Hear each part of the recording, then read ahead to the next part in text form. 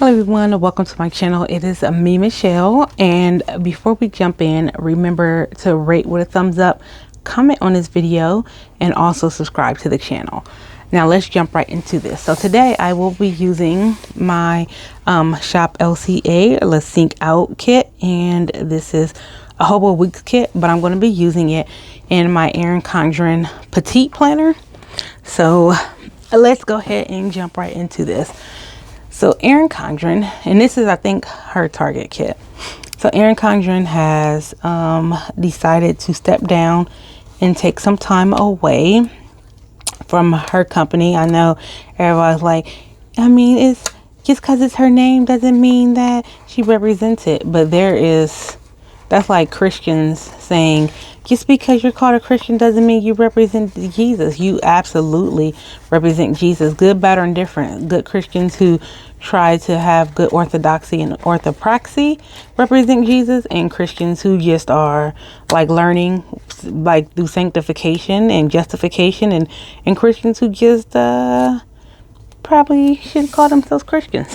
Like, they all represent Jesus in the eyes of people, regardless of what's happening. So for her to think it's okay, and to allow her daughter to think it's okay, like, oh, I went to a march, and guess how we're going to get around following COVID orders, and guess how we're going to get around doing what we want to do. I'm going to put this sticker here. And both my Plan With Me's, both the businesses are black owned businesses where I'm using my stickers. I'm going to put this here. But you're teaching your kids that it's okay for you to circumvent rules and do what you want to do.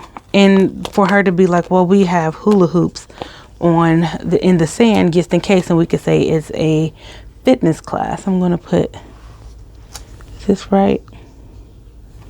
Yeah, I'm going to put this here. Because if I'm not home, I'm at Target. I really don't go to Target that much. I'm going to put this one here. Like, I went to get me some, I'm looking at it now, Black Girl sunscreen. Only thing I went to Target for. Like, I'm not a big Target person. But yeah, so I just don't appreciate how everything was going, and then how she's handled this whole situation. I would have preferred for her to just kept her comments to herself originally. I'm going to put this here.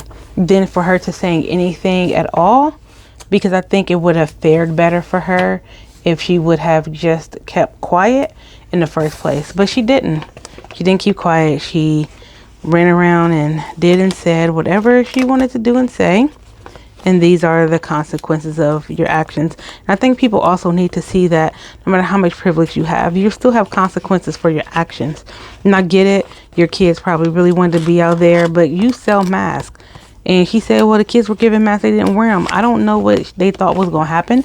Because I think I've seen like a couple of kids have masks on. So I'm going to put this here. But I didn't see many of the kids with masks on. Which, again, just like, you know, just letting these kids out here doing whatever they want to do. Let's put this right there. And they feel that they can. So they go ahead and take something that is meaningful, like the fight against racism, injustice, systemic racism, and you use that as, like, you basically just hijack a whole movement so you can be with your friends before you graduate. And again, I'm not opposed to that. My cousin graduated this year, and it was very difficult for her to not be able to spend like her senior year with her friends, not go to prom and all the stuff that we got to do and got to enjoy while we were in school. I'm putting some today stickers on here. So we got to enjoy all these things and they didn't get to enjoy them. So I understand that. But again, you are teaching your kids not follow rules. But the first thing that people want to scream, well, why didn't they listen to what the cops said? Why didn't they just listen? Well, maybe if they had did this and maybe they had did that, like that justifies someone being murdered in the street. But then everybody's okay with Erin Condren teaching her kids not to follow the rules. But if something happened to her kids, they wouldn't feel that it was justified because they didn't listen.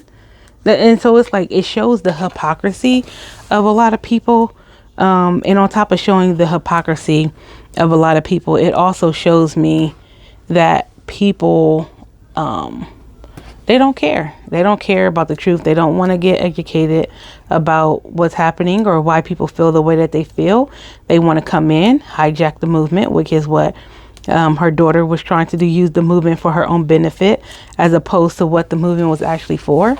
And then going and now she's pretending like he's some kind of victim. Like, I'm so sorry. I should have done better. And you should have, but you didn't, because you only cared about what you thought was going to be good for you and your family.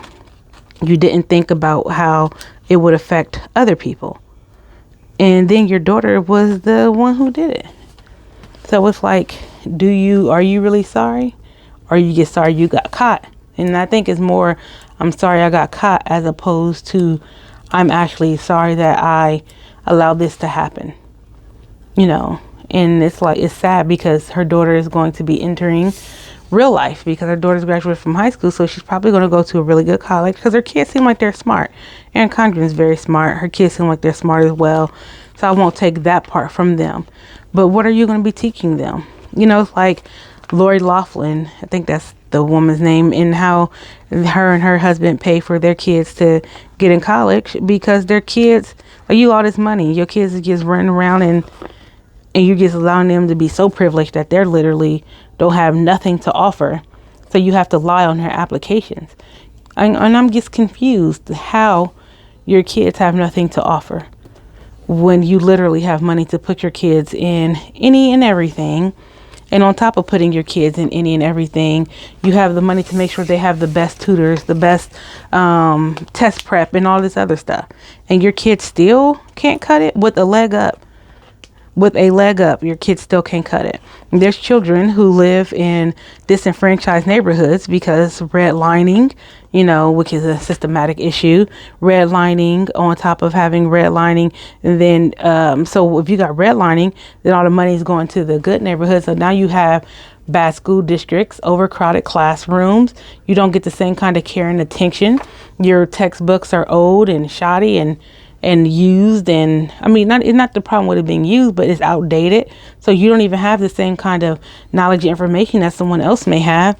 So your kids have a leg up with all of this information, all of this stuff, and you still can't get your kids into a good school.